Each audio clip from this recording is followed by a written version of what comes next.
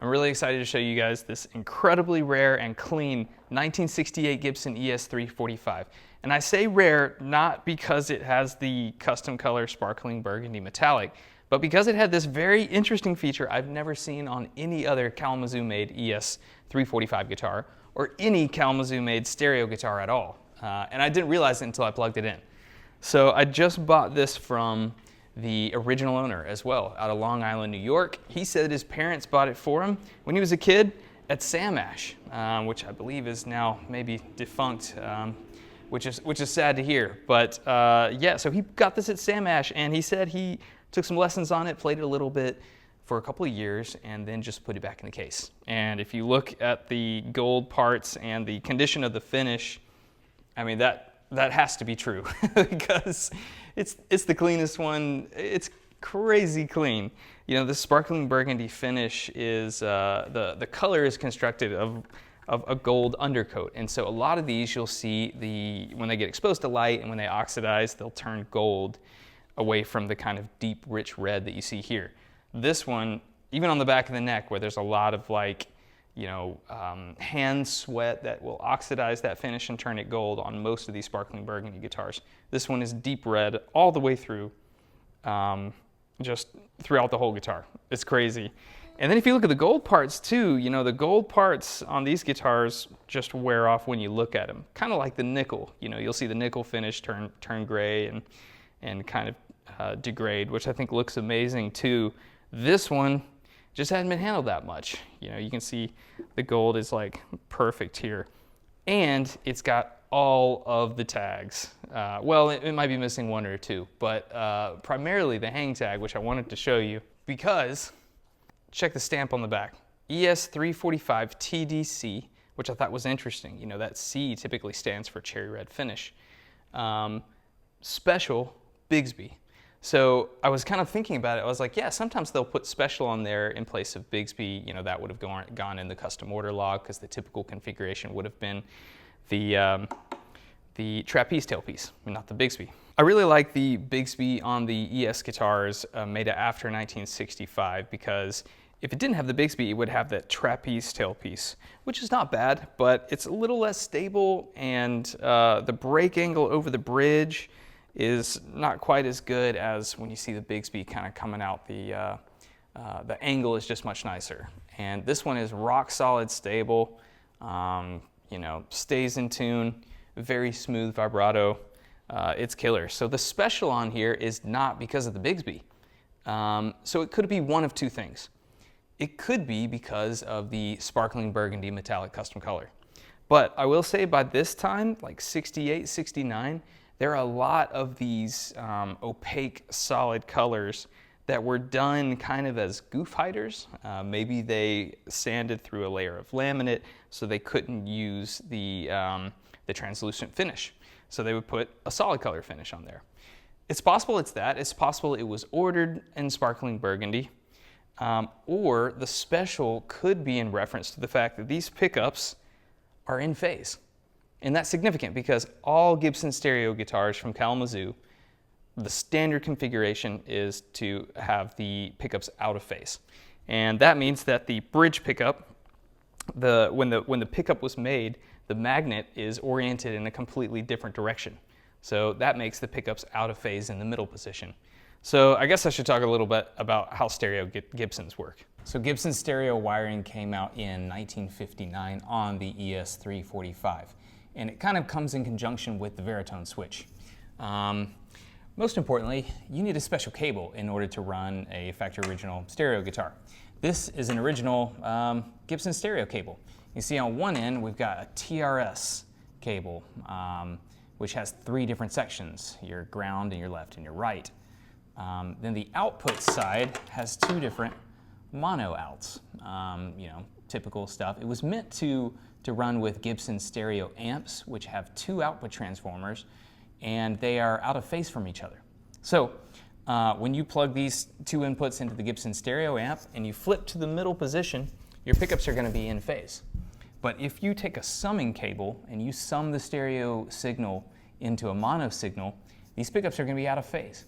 So it can be kind of a bear to run through a pedal board unless The guitar is factory in phase, which is what was really special about this 68 ES-345 Sparkling Burgundy, is that it's the only stereo Gibson guitar made in the Kalamazoo factory before '84, before they shut down, I have ever seen with factory in-phase humbucking pickups, no disturb solder. Here's a shot of the pickups here. And you can see that the neck pickup still has a typical patent number sticker, but the bridge pickup does not. Everything else is identical. And you can see on the harness and everything that all of the solder is identical. It's definitely its original pickup. And I knew it was in phase because I could hear it as I played it.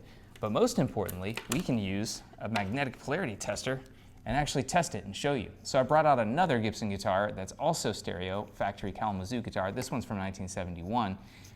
It's kind of vibey. Let me know what you think about that one in the comments. But I can show you with the magnetic polarity tester why this one is in phase. If you put the magnetic polarity tester on the screw coil, you can see that it's attracting the south pole of the magnet. That means it's a north-facing magnet. If you go to the neck pickup, it's attracting the north pole of the magnet. That means it's a south-facing magnet. So they are out of phase from each other because the magnets are 180 degrees in a different direction. So let's go to the ES-345, which is also stereo with Varitone. If I put the polarity tester on the screw coil, it's attracting the north pole of the magnet. So that's a south-facing magnet because opposites attract. And if you put it on the screw coil of the neck pickup, it's still attracting the north pole. So it's a south-facing magnet. So both pickups are in phase. The magnets are pointing in the same direction.